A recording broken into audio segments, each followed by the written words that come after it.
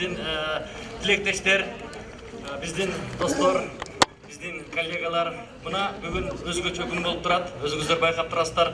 Ушул 1951-жылы курулган имарат бүгүн мына кайрадан жаралып, кайрадан төрөлгөндөй болуп сиздердин алдыңыздарга биз ушуну тартуулап атабыз. Себеби дегенде биздин кубанычтуу ушул сиздер дагы биз менен чогуу бөлүшөт деген ойдо деп ушул жерде улуу аксакалдардан баштап биздин урматтуу инсандар, затуулдарыбыздан баштап ушул жерге чакырып отурабыз.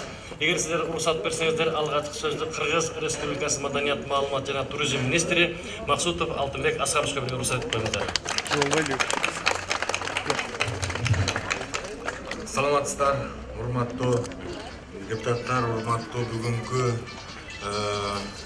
ачылышка келген биздин коноктор, урматтуу ушу маданият кызматкерлери, урматтуу ушу массалык маалымат каражаттары. Биз үчүн маданият, маалымат, туризм министрлиги үчүн дагы, маданият кызматкерлери үчүн дагы бүгүнкү күн абдан кубанычтуу күндөрдүн бири.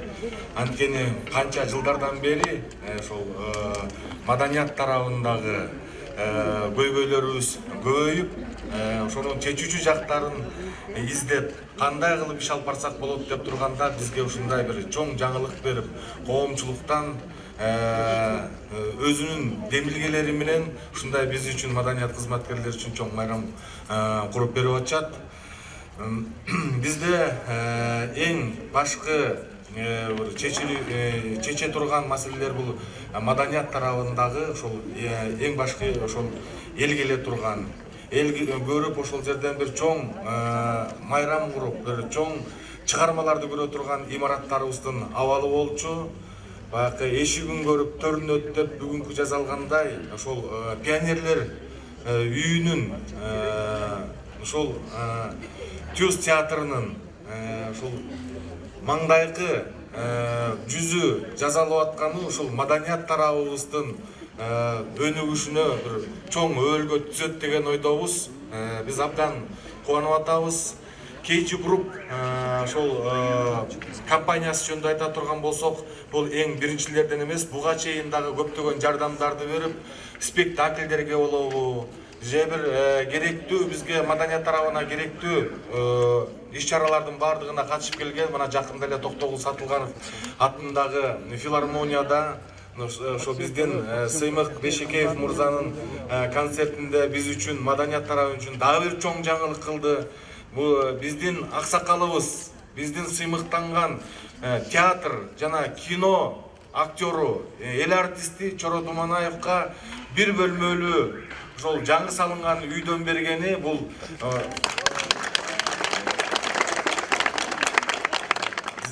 биздин ушу маданият кызматкерлерин бизге элге керек экенибиздин, биздин ушундай чыгаан уулдарыбыз, чыгаан кыздарыбыз, чыгаан агаларыбыз, эжелерибиз колдооруна мындай бир үмүт, бир чоң үмүт жаралды. Мурдагы бул бир кол жеткис нерсе болсо, ошону бир сыймыктанган татыктуу адамга берилгени дагы бизди абдан кубантты. Ал эми бүгүн ошол биздин тарыхый мураска кирген эң кооз Совет доорундан бери салынып, өзгөчө салынган имараттын жүзү ошол жаңы салынгандан дагы жакшы жазалып атканы бул KG Group компаниясынын бийик деңгээлдеги атуулдуктагы жана өзүнүн ишине так даана бат бүтүрөрүн айгинелеп койду десек болот. Ошон үчүн Маданият, маалымат министрлигинин атайын алкыш каты бар эле, ошону тапшырып койго уруксат этиңиздер.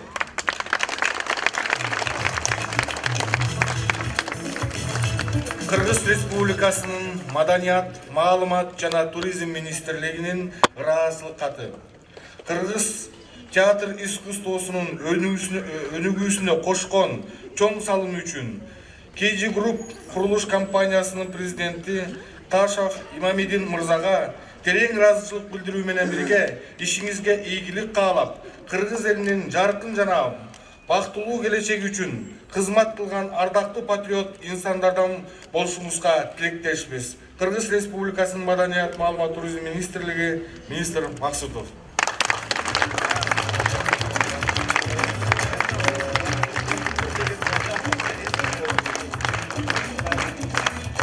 Мамидин мырзага биз чын дилибизден ыраазычылык билдиребиз. Сиз ошол биздин ишкерлердин алды болуп, ошол маданият тарабына көңүл бурганыңыз, дагы биздин ошол патриот ишкерлерибизди баардык тарабынан жардам берет деген үмүттөбүз. Ошон үчүн сиз менен биз сыймыктанабыз. Дайыма биз айтып жүрөбүз. Маданият тарабын өзүңүз билесиз, бул элдик адамдар, эл сүйгөн адамдар. Сиз ошол эл сүйгөн адамдарга жардам бердиңиз. Сиз маданият кызматкерлеринин эле эмес, сиз элдин сүймөнчү уулу болдуңуз деп ишенебиз. Рахмат, токтотайбыз. Рахмат. Андемесе кийинки сөздү ошол кыргыз театр искусствосу, жалпы эле кыргыз маданиятына чоң салым кошкон биздин чоң бир урматтуу атыбыз бар. Ал киши Кыргыз Республикасынын Жогорку Кеңешинин депутаты Садык Шернияз мырзага сөз берип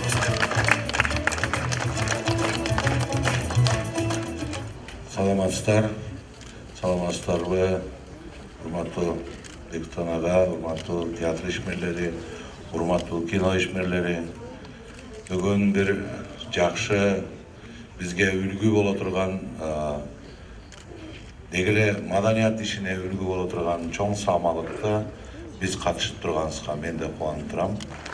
Бизде көп учурда эгерде бирөөлөр маданиятка болобу же башкага болобу өзүнүн тыйынын чыгарып жардам берейин десе, көп учурда бизди мынтип ойлонот. Ал акчасы көп немеде, бере берсин. Шундай бизде, коомдогу. Андай эмес туугандар.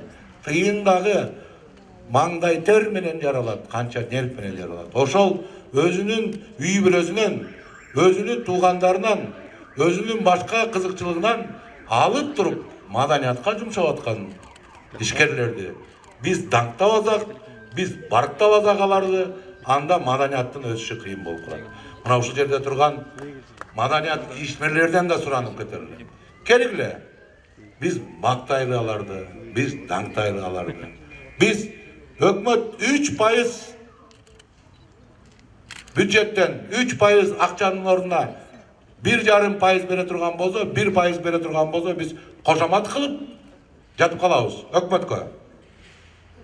Ойлосоңуздар, керектүү 3%дын 1%ын берип атса, биз кошомат кылабыз. А бирок ишкерлер, алардын карызы жок маданиятка. Алар өзүнүн чөнтөгүнөн берип атса, биз аларды көрмөкчөн болобуз. Мына бүгүнкү келип турган себебим да ушул. Ошон үчүн чоң рахматым айтат элем, чоң ыраазычылыгым айтат элем. Урматтуу министр турганына байланыштуу, урматтуу мына Гос дирекциянын директору Султан Акимович Раев турганына байланыштуу. Келгиле, урматтуу министрлер Султан Акимович, ушундай адамдарды көрсөтөлү мамлекеттик сыйлыкка. Ушундай адамдарды жазалы, көрмөкчөн болбойлу, чынында эмгегин карап туруп, мамлекеттик сыйлык бере турган комиссияга жөнөтөлү. Мына мен дагы кол коюп берейин. Сыйлайлы, урматтайлы ушуларды. Ошентсе биздин маданиятыбыз көтөрүлө алат. Бүгүнкү мааракеңиздер менен урматтуу Түз театры, урматтуу Жаштар театры чын жүрөгүмдөн куттуктайм. Чоң рахмат, урматтуу Садык мырза. Эмки сөз биздин аксакалыбыз, биздин көсөмүбүз деп айтсак жаңылбайбыз. Кыргыз эл батыры, жазуучу Бексултан Жакиев агайыбызга уруксат берип коелу.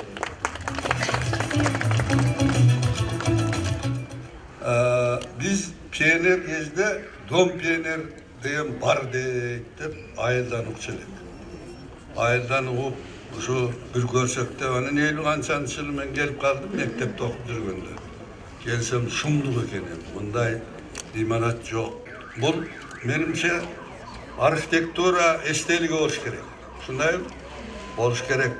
Анан ушул жерге Жаштар театры келди дегенде ошо оңолотко, мыкты болотко деди келем. Эми көпкө ошо тилек орундалбай жүргөн. Ушу бирок ушу театрда иштеген артисттерибиз, мен буларды өзгөчө куттуктайм. Şu жакшынакай спектакльдерди коюп келет. Жакшынакай спектакльдерди коюп келет. Анан мен ишмен ыза болдум. Ушу начар имаратта декорацияларга жамаачылар бар нерсени чогултуп спектакль койгон театрда кантип чыгармачылык эргүү болот деп. бирок ошого карабай ушул театрдын артисттери жакшынакай спектакльдерди изденүү, чыгармачылык, бир терең проблемаларды көрсөтүүгө аракет кылып келет. Мына азыр биз бет маңдайын көрүп турабыз. Ушуну оңдоп берген жигитке имамидин мен мурда таанышканбыз, көргөнбүз. Бул өзүнө үй куруп куруп ала электе, эн атасына үй кура электе айылга мектеп курган экен. Атасынан Синан Чамчы жемени болупту. Өзүңдү ойлобойсуң деген экен. Кийин атасы абдан ыраазы болду. Мен бүгүн ушул имаратты момундай татынакай оңдоп берген жигитке өмүр тилейм, бакыт тилейм. Кыргыз элинин азаматтары ушундай болуш керек. Анан ушул жаштар театрына, бүт коллективине чыгармачылык, ылхам, ден соолук, ушу ала качкан эле күлүктөрдөй болуп чыгармачылыгына өркүндөй берсин. Рахмат.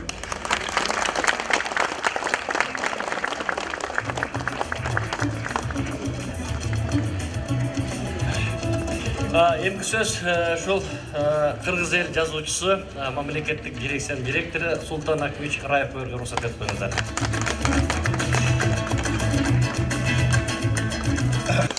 Урматтуу достор, могу имарат өзү бул тарыхый имарат. Бишкек шаары курулганда биринчи имарат бул азыркы Маданият министрлиги отурган имарат болчу.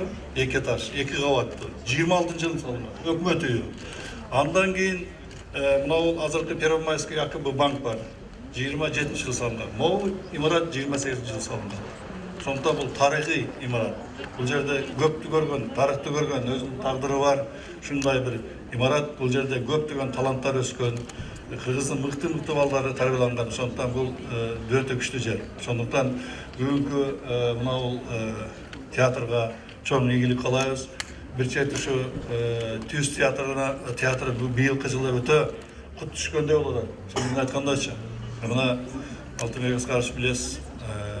Мына Кыргызстандан бул театр октябрь айында Лондонго эл аралык фестивалга катышкан кетип барды. Биздин тарыхыбызды алайлык. Таппайлы. Экинчиден мына көрүп атасыздар кандай татынакай ремонттолуп биздин инибиз Имамидин. Мен атасын да тааныйм. Өзү ушул жакшы жерден аккан арттан соот дейт. Ушундай мыкты үйлөр тарбияланган, ушундай Бексултан ага айткандай, ушундай байлар көп болсун. Берки байлар эмес, сабына салган. Ушундай байлар көп болсун. Маданиятты колдоп, маданиятты түшүнгөн адам өзү дагы ички маданиятты жогору адам болот да. Ички маданиятты жогору болгон адам эч качан маданиятты түшүнбөйт. Өзү алтындан кийин болсо да. Ошондуктан рахмат. Театрдын өрүшү өсүп атат. Бардыгыңарга ийгилик каалаймын. Ошондой эле ушул биздин инибизге, Ташып Мамдинге биз дагы маданият тарых жылында биздин дирекциянын атынан өзүбүздүн ардак грамотабыз бар эле, Ташып Сатевич. Андан кийин Сакем айтып кетти, мамлекеттик сыйлык боюнча. Аны дагы сөз эске алабыз. Кудай буюрса, мындай адамдар көп болсун, сыйлык булардан эч качан качып калбайт. Чоң рахмат.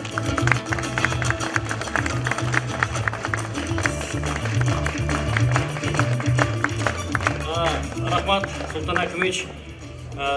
Адмесе ушул жанаттан бери ушул өздөрүнүн ушул имаратты көрүп, өткөнү көрүп кетишкен кубанычында чек жок. Кыргызстан айылдар конгрессинин төрайымы Замир Акбагыш эжекебиз да келип өзүнүн бир кагаздарын көтөрүп келген экен. Мүмкүн болсо ошол эжекебизге сөз берип коелу.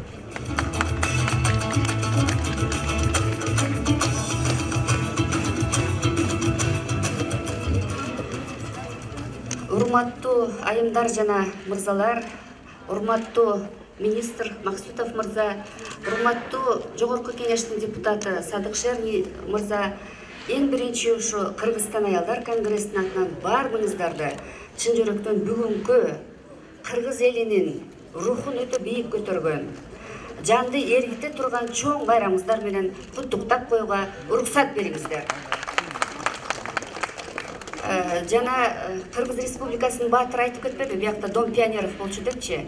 Чын эле мен 5-класста окуп жүргөндө ушу Дом пионеровго келип, республиканский слет отличников болгон. Ошол жерге мен катышып, анан сөз сүйлөп, ошол сөзүм пионерская правда, Кыргызстан пионерине чыгып, анан мешоктоп бүт Советтер Союзунан кат алдым эле да. Ошондуктан бул имарат мен үчүн бир ыйык имарат. Тиги Султан Акимович айткандай тарыхый имарат. Бүгүн биз ушул байрамда эң биринчи ушу KG группка, ушул директордун тиги ТЮЗдун директору сизге, урматтуу директор, бардыгыңыздар да чын жүрөктөн ыраазычылык билдирип койго уруксат бериңиздер. Анан Кыргызстан аялдар конгрессинин атынан ушул ТЮЗдун эң мыкты актерлоруна, жетекчилерине биздин Кыргыз Республикасынын ардак грамотасын тапшырып койго уруксат бериңиздер. Кыргыз Республикасынын аялдар конгресси ардак грамота, эмгектеги жетишкендиктери, жогорку кесиптик чеберчилиги үчүн Кыргызстан аялдар конгрессинин ардак грамотасы менен маданияттын мыкты кызматкери актриса Алтын Алышбаева сыйланат.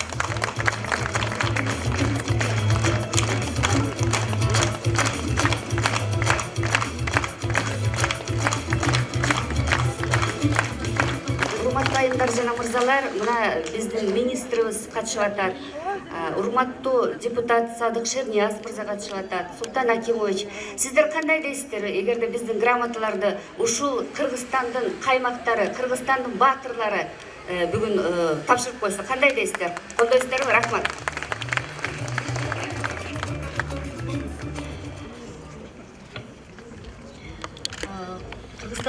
Кыргызстан аялдар конгрессинин ардак грамотасы менен Кулмамбетовдун Талан жана Тагдыр спектаклдеги Бакендин кызынын жана Орус кызынын ролун аткаруучусу Аскарбек кызы Нурай сыйланат.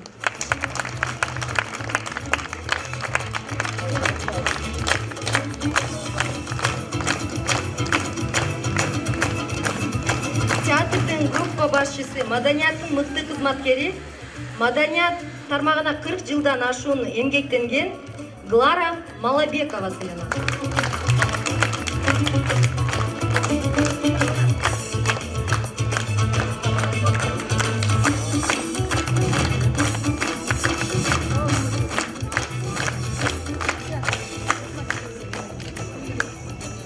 Кыргыз Республикасынын эмгек сиңирген артисти Курмангалиева Кеңеш сыйланат.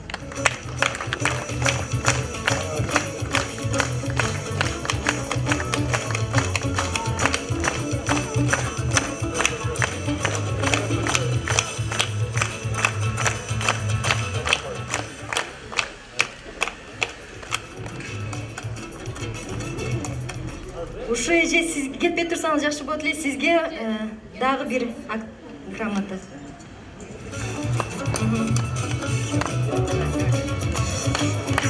Маданияттын мыкты кызматкери Маселова Эркингүл Иризбековна сыйланат. Кыргыз Республикасынын эмгек сиңирген артисти Турсунбаева Гульмира Насиреддинова сыйланат.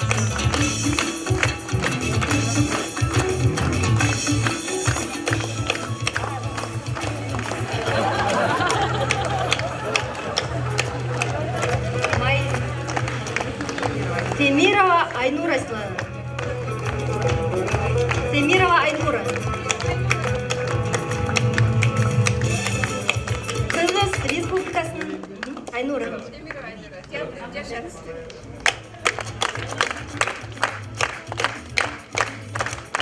Кыргыз Республикасынын эмгек сиңирген артисти Ташматова Гульмира Коеновна сыйланат.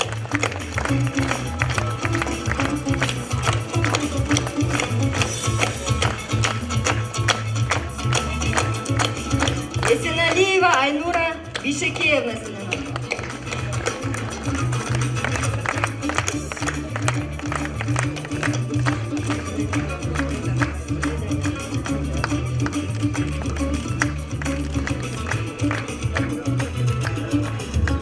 Урматтуу айымдар жана мырзалар, мына дүйнө жүзүнө Курманжан Даткандын образын элге жеткирген, дүйнө жүзүнө кыргыз элинин рухун, духун өтө бийик көтөргөн Кыргыз Республикасынын эл артисти Мамбетова Назира Кыргыз Республикасынын Аялдар Конгрессинин эл аралык маанидеги алтын медаль менен, лидерлик үчүн алтын медаль менен сыйланат.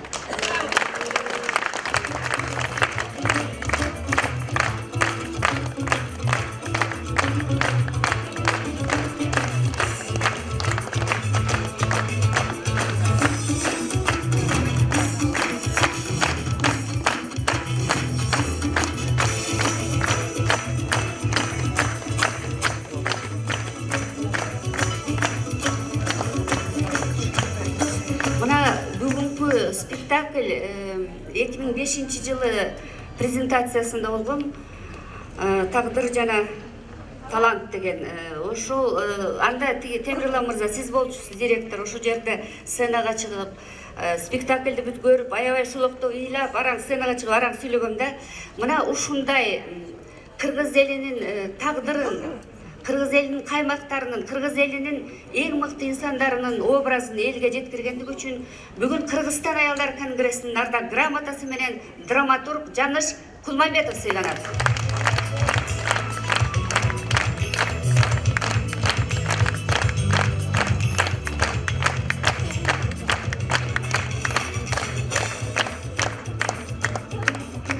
Урматтуу айымдар жана мырзалар, ушул бүгүнкү иш-чараны элге жеткирип уюштурган театрдын жетекчилеринин бири Чынара Калыбекова сыйланат.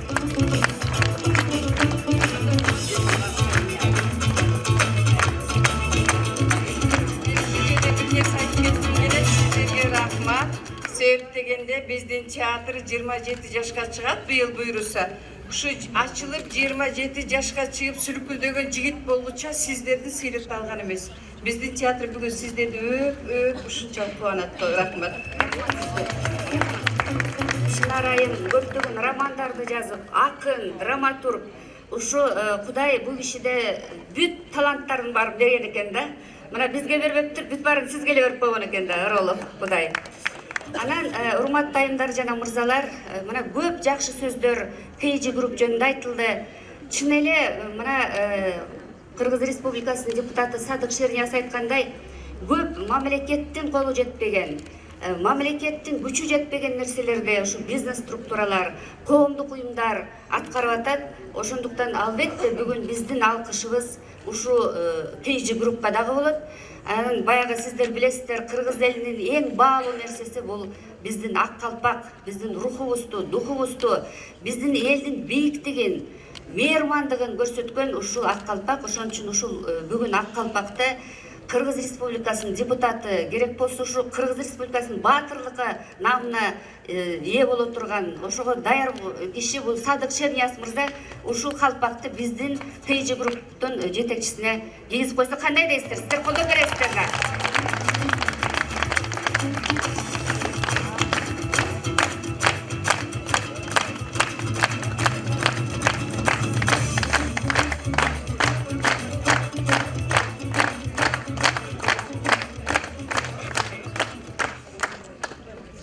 Албетте азыркы учурда ушундай маданий уюмдун, маданий тармакта жетекчи болуш эң эле кыйын.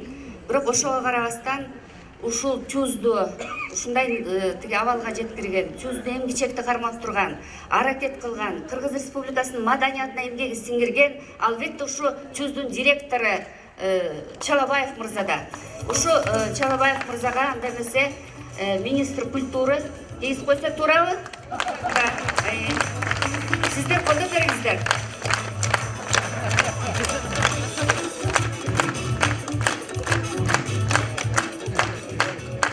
Урматтуу айымдар жана мырзалар, Чынарайым аябай жанталашып, ар бир инсан үчүн балет этип, көбүрөөк бериңиздер грамота деп суранган. Бирок бир сөз айтып коюш керек. Эже, сиз жака келип коесузбу? 60 жыл бул эже чуст иштеп турду. Бул да тарыхый инсан экен, бул дагы архитектуралык инсан экен. Ошон үчүн Кыргыз Республикасынын соңку тарыхына, Советтер Союзунун тарыхында өзүнүн ысмын алтын тамга менен жазган эже экен. Ошон үчүн бул эжебизге дагы бир жолу кол чабуулар.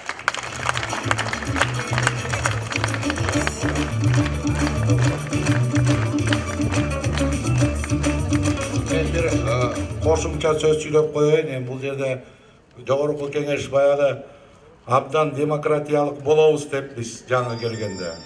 Анан баарыбыз машинелерден отказ бербедикпи? Катар. Анан кийин биз аракет кылдык, ошо машиналардын көпчүлүк бөлүгүн ушул маданият тармагында, социалдык тармагына алып бергенге. Мына мисалы акыркыларын эстеп атсам, Манас Ордо болобу, тиги улуттук китепкана болобу. Анан биз деле парламент куру келбейли деп мына чөнтөгүндө калып калыптыр, карабайсыздарбы мына. Документи менен гүл үчүн көтөрүп келгенбиз бир машинанын. Бул да бир депутаттын машинасын ушул киши минуткесинде. Toyota Camry эч эскирээк жаңы боюнча парламенттин атынан мына спикер атайын бөлдүргөн ушул жаштар сыяктуу деп колун кармап куттуктап коелу. Кандай дейсиздер?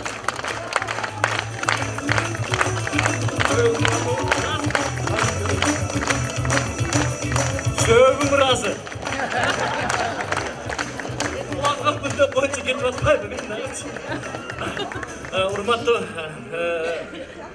бүгүнкү жыйындын катышуулары, эми биздин ошол Имамидин мырзага дагы өзүбүздүн интеграциялык билдиргибиз келет. Ошондуктан азыркы сөздү ошол театрдын актрисасы, Кыргыз Республикасынын артисткасы Назира Мамбетова эжебиз менен театрдын директорунун орун басары Болот Куланбаевга берүүгө уруксат этиңиздер. Бүгүнкү биздин жакшылыгыбызга келип турганыңыздарга чоң рахмат. Ушуну бөлүшүп атканыңыздарга мен аябай кубанычтамын. Чыгармачыл адамдарда эки үй болот. Бирөө өзүнүн жашоодогу үйү, экинчиси бул чыгармачылык үйү. Биздин чыгармачылыгыбыз, үйүбүз ушул театр. Эгерде театрыбыз жаркырап турса, биздин чыгармабыз да жаркырап турат. Бул көп адамдар алсам экен дейт. Бу жигит берсем экен деген жигит экен. Миң мертебе рахмат. Миң мертебе разымын. Мен сенин ата-энеңе разымын. Мен кыргыз элине разымын ушундай. Элиме, журтума берсем экен деген жигити бар кыргыз элинде куттуктайм. Мен энемин, мен аялмын, мен актрисамын. Менин таазимимди кабыл ал.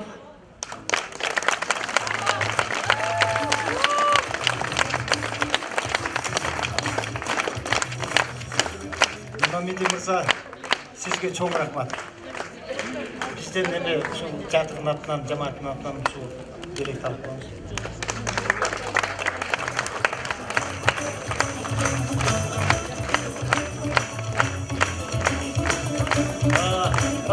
Рахмат.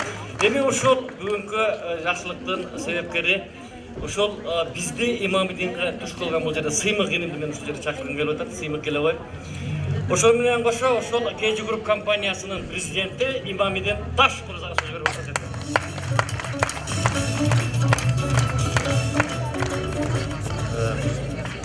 Курмандуу күнүңүздөр менен урматтуу бүгүнкү жакшылык күбөлөрү. Мен дагы ушул театрда эмгектеген театр ишмери катары баардыгыңыздарды бүгүнкү байрам менен чын жүрөктөн куттуктайм. Сөзсүз түрдө бүгүнкү болуп аткан жакшылык бул улуулардан алган түп нускасы ошол биздин кыргыздын илгерки берешегинен улам, марттыгынан, айкөлдүгүнөн улам алынган нерселер. Бүгүн театрыбыз ушундай биз Европадан келгенде интернеттен окуп калдык, ушундай театрдын касип өлкөсү өрттөнүп кетти. Анан Эгенбай экөөбүз ушундай башын катып отурган экен. Анан келип анан ага келерден мурун өзүм да көрө эле келем. Анан Имамидин мырзага, Имамидин экөөбүз илгертен студент кезинен бери ак ини болуп, азырда ошо колду түшпөй биргеликте көп жакшы жумуштарга эришип калып жүрөбүз. Анан Имамидинге келип, ушул театрыбыз ушундай болуп кеттир. Өрттөнгөн жерге жардам көргөзгөн адамда сөзсүз түрдө өсүш болот. Өзүң да баягы өнөр дүйнөсүнө кайдыгер адам эмессиң. Ушуга бир салымың кош деп көргөзсөм, баягы 2 комнатаны оңдотуп бер деп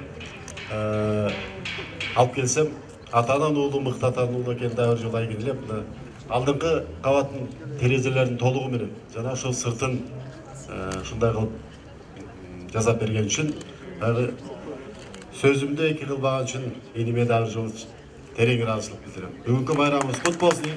Жумабек сага солуп, ийгилик. KG Group ар дайым гүлдөсүн, өнүксүн. Биз ар дайым айтабыз. KG Group жакшылык жарчысы, KG Group ийгилик ачкычысы. Ийгилик. Аманчылык болсун.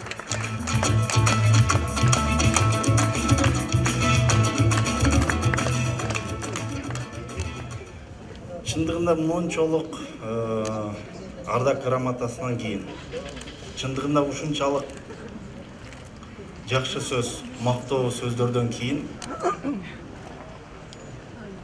дагы келечекте дагы ушундай бир театр куруу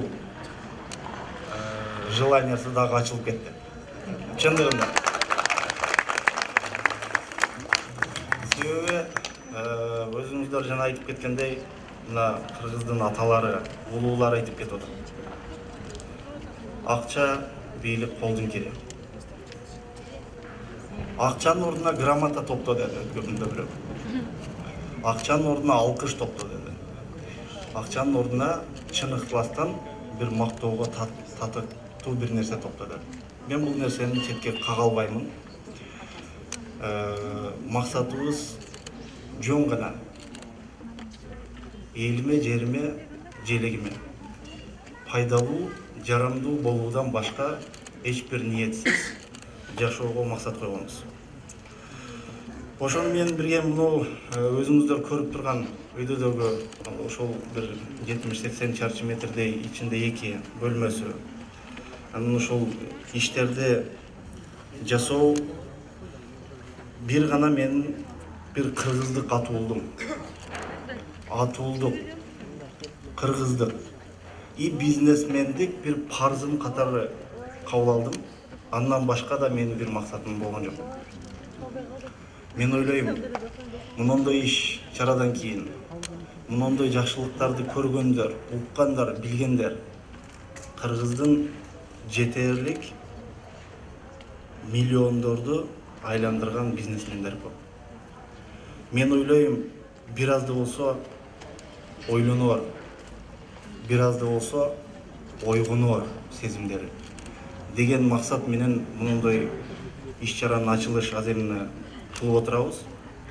Биринчиден ушундай деңгээлге алып кеткен биринчиден өзүмдүн KG Group компаниянын жалпы жамаатына, ошол жерде ар бирине кошкон салымына ыраазычылык билдирем.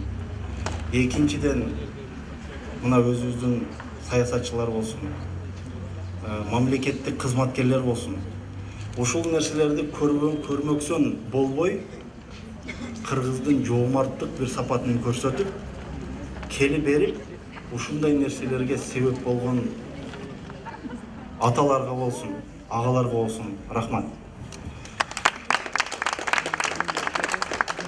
Мен ойлойм, ушу баарыңыздар бу жерге жөн келген жоксуздар. Сиздер бул жерге ар бир кадамыңыздарга ыраазы боло турган деңгээлде бир нерсе көрүп кеткенге келгенсиздер. Жана айтып кеткендей, мына баардык элдин ушул жерде чогулгандардын күбөлүгү болсун. Буйруса келечекте башыбыз аман, денибиз сак кылып берсе, Кудай таалам. Ар бир алкыш грамота үчүн бирден жакшы театр болсун, мектеп болсун, больница болсун, дайым кылганга бар күчүмдү сарптайм. Бар болуп, аман болуңуздар.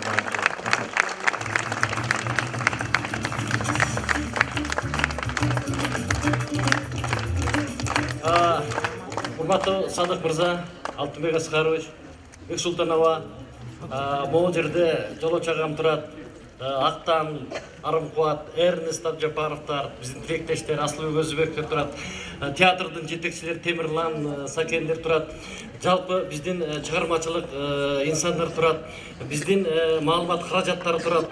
Ушул биздин жакшылыгыбызды тең бөлүп келгениңиздер үчүн мен сизге терең ыраазычылык билдирем.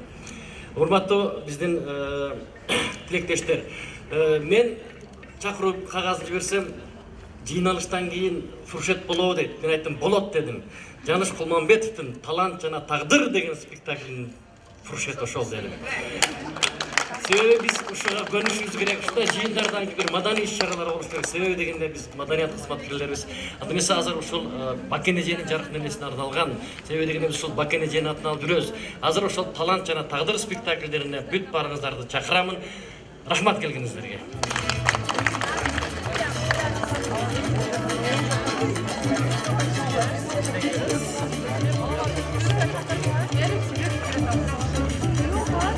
Girelim.